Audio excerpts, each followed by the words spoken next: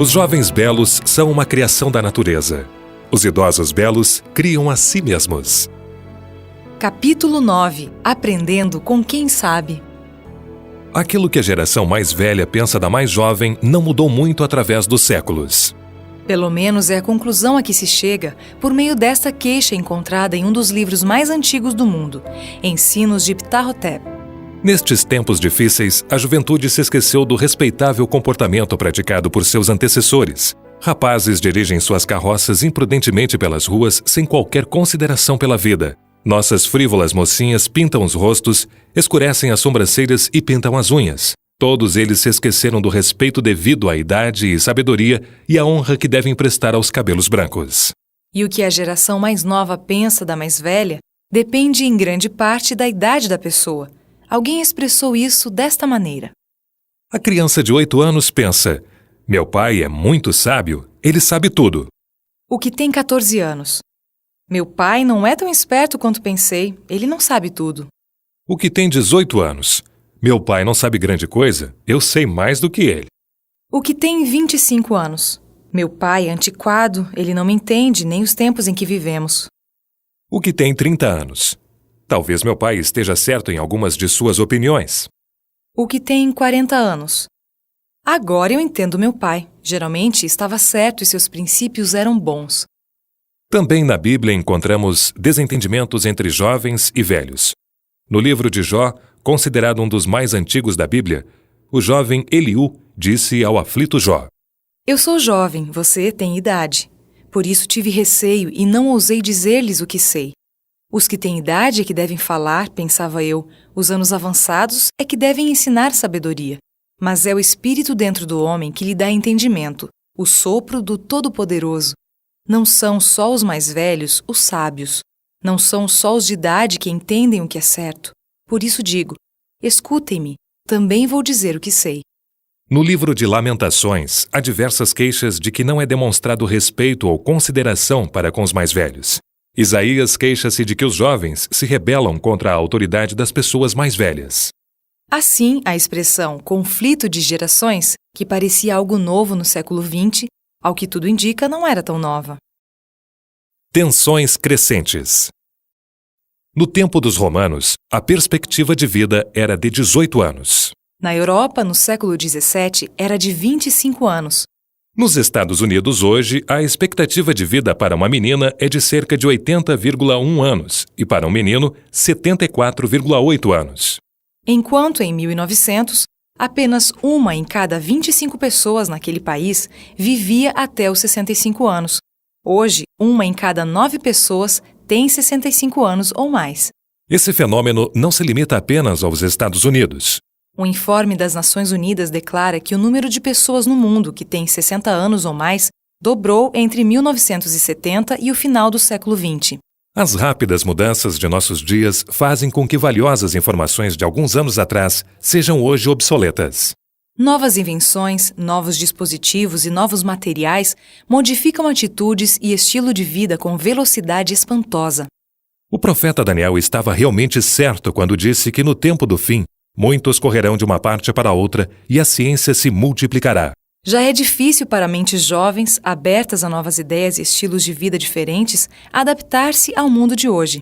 Na maioria dos casos, é ainda pior para os mais velhos, por causa de suas inerentes tendências conservadoras. É possível que, devido à grande proporção de idosos e às rápidas mudanças operadas em nossa sociedade, o abismo entre gerações seja maior hoje do que nos séculos passados. Em nossa sociedade, há a tendência de rebaixar a importância dos idosos. Isso é a consequência de avaliar um indivíduo de acordo com a sua capacidade de produção.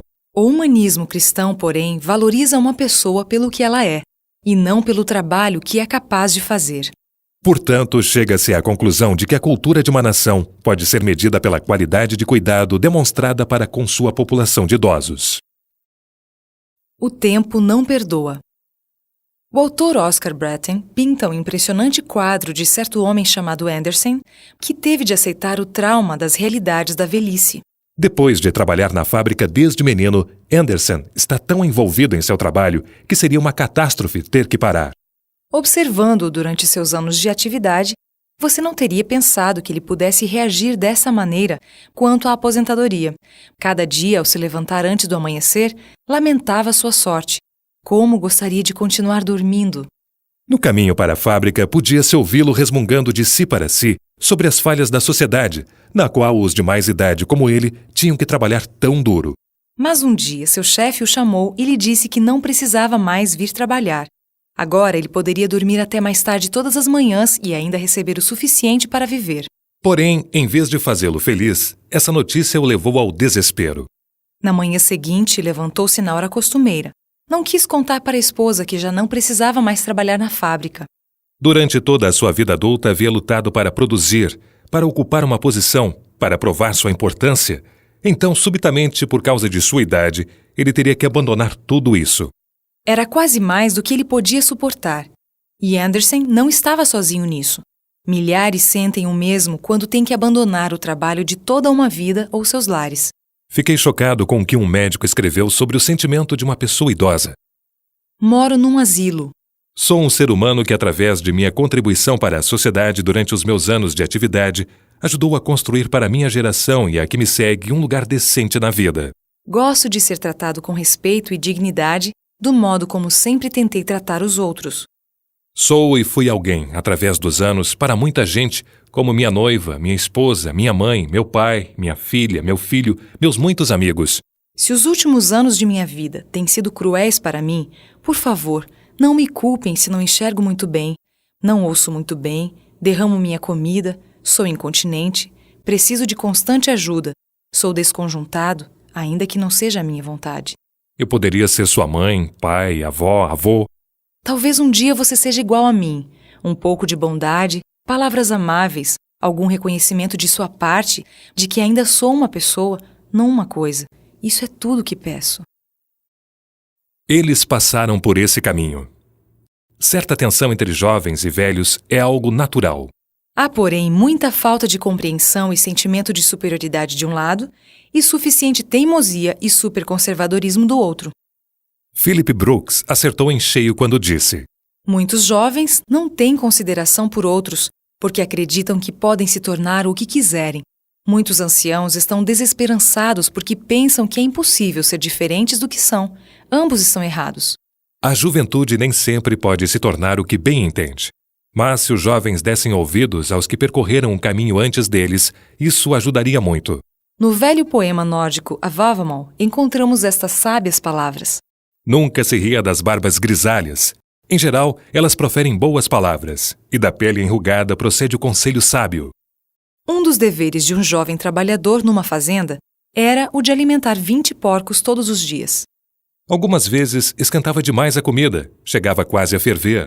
Quando a jogava no coxo, os porcos sempre vinham correndo, empurrando uns aos outros para chegar na frente.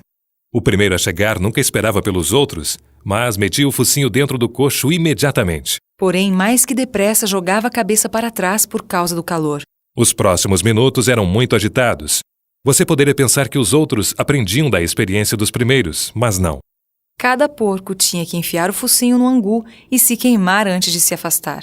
Comportamento de porco, você diz. Então, por que imitá-los? Por que não podemos aprender daqueles que foram na frente? Todo motorista experiente sabe que, para dirigir com segurança, deve olhar frequentemente no espelho retrovisor para ver o que vem atrás. Os de mais idade são como aquele espelho. Ainda que algumas coisas sejam novas e diferentes, muitos dos princípios de vida não mudam com o passar do tempo. Os anciãos estão se tornando uma força importante em nossa sociedade. Têm tempo para ler jornais e revistas e manter-se informados sobre assuntos políticos e sociais. Muitos são bem informados. Alguns também têm boas condições financeiras e oportunidades para usar suas posses em propósitos criativos. Com frequência, são a espinha dorsal da vida religiosa, cultural e moral da sociedade. A experiência e largueza de visão que uma vida longa provê não podem ser subestimadas. A sabedoria e maturidade que muitos adquiriram, quase sempre através de custosos fracassos e provações amargas, podem ser como tesouros para os que vêm atrás, se estiverem dispostos a aprender deles. O melhor da juventude. Por outro lado, os mais velhos não deveriam subestimar o valor da juventude.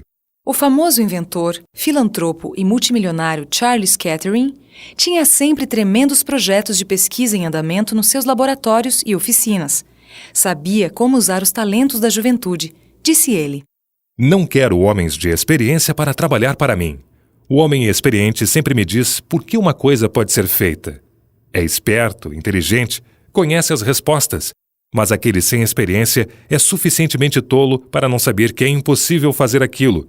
E aí ele vai em frente e faz.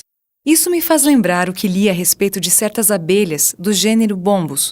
Do ponto de vista científico e técnico, essa abelha não pode voar porque o tamanho de suas asas não é proporcional ao peso do seu corpo. Mas a abelha não conhece tais fatos científicos e voa assim mesmo. O tipo de pessoa que não sabe que uma coisa não pode ser feita e vai em frente e faz assim mesmo é necessário em todo lugar. É necessário em casa, na fábrica, na igreja, em todo lugar onde 1000 coisas estão à espera de iniciativa jovem e corajosa. Em Milford, Connecticut, o relógio de 117 anos na torre da igreja congregacional não trabalhava havia mais de 10 anos. Quando os membros finalmente se reuniram para considerar a possibilidade de consertá-lo, escolheram uma comissão para calcular as despesas. A comissão anunciou que haviam encontrado um homem que faria o trabalho por $1000.